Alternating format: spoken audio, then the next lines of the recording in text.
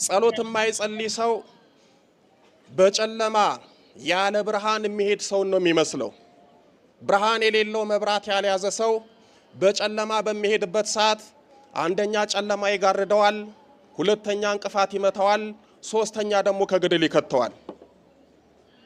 ጸሎት የማይጸልይ ሰው ቤቱንና መስኮቱን የቤቱን መስኮትና በር ክፍት አድርጎ የሚተኛ ሰው ነው። በጨለማ የሚሄድ ሰው እንቅፋት እንደሚመታው ከጉድጓድ እንደሚከተው ሁሉ የማይጸልይ ሰው እንቅፋት የሆነ ሰይጣን ይመታዋል፣ ይፈትነዋል። ጸሎት የማይጸልይ ሰው ወደ ጉድጓድ በጨለማ እንደሚገባ ሁሉ ወደ ክፉ ህይወት ውስጥ ይገባል።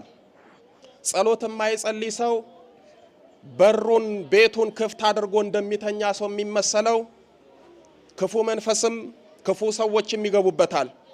በርና መስኮት የሌለው ቤት የሌባና የውሻ መፈንጫና መጫወቻ ነው። ዛሬ በህይወታችን የጸሎት በር ስለሌለን የተዘጋ ህይወት ስለሌለን ህይወታችን በአራቱም አቅጣጫ የተከፈተ ስለሆነ ክፉ መንፈስም ይገባል፣ ክፉ ሰዎችም ይጠጋል። በዚህ ምክንያት ህይወታችን የፈተና ሆኗል። እንደ ቤተ ክርስቲያናችን ደግሞ አጋዕዝተ ዓለም ሥላሴ ፈጠሩን ብለን እንደምናምን እንደ አንድ ኦርቶዶክስ ደግሞ አጋዕዝተ ዓለም ሥላሴን መለመንና መማጸን ይገባናል። ቤተ ክርስቲያናችን እኛ የሥላሴ ልጆች አጋዕዝተ ዓለም ሥላሴን እንድናመሰግን፣ እንድናስባቸው፣ እንድንማጸናቸው ከሰጠችን ጸሎት አንዱ ታላቁ ሰይፈ ሥላሴ የሚባል ጸሎት ነው። ምን የሚባል ነው ጸሎት አልኳችሁ? ሰይፈ ሥላሴ። ቤተ ክርስቲያናችን ይሄንን ታላቁን የሥላሴን ምስጋናና ጸሎት ወር በገባ በሰባት እንዲሁም ደግሞ በየዕለት እንድንጸልይ ታስተምረናለች፣ ትመክረናለች። አንድ ክርስቲያን ሊያዘወትረውና ሊጸልየው ከሚገባው ጸሎት ውስጥ አንዱ ሰይፈ ሥላሴ የተባለ ጸሎት ነው። ሰይፈ ሥላሴን የሚጸልይ ሰው ሥላሴን ያመሰግናል። ሰይፈ ሥላሴን የሚጸልይ ሰው ከሥላሴ ጋር ይገናኛል።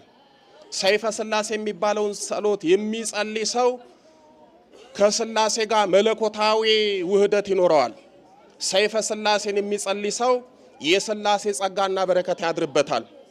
ሰይፈ ሥላሴን የሚጸልይ ሰው አጋዕዝተ ዓለም ሥላሴ በሰይፈ ሥላሴያቸው አጥረው ከልለው ከክፉ ነገር ሁሉ ይጠብቁታል።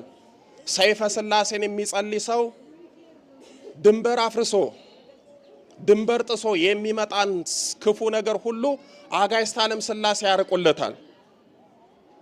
በዛሬው ዕለት አጋዕዝተ ዓለም ሥላሴን አለማመስገን፣ ሰይፈ ሥላሴን አለመጸለይ ማለት ከሥላሴ ጋር ሳይገናኙ መዋል ማደር ማለት ነው። ይሄ ደግሞ እጅግ በጣም ከባድ ነው።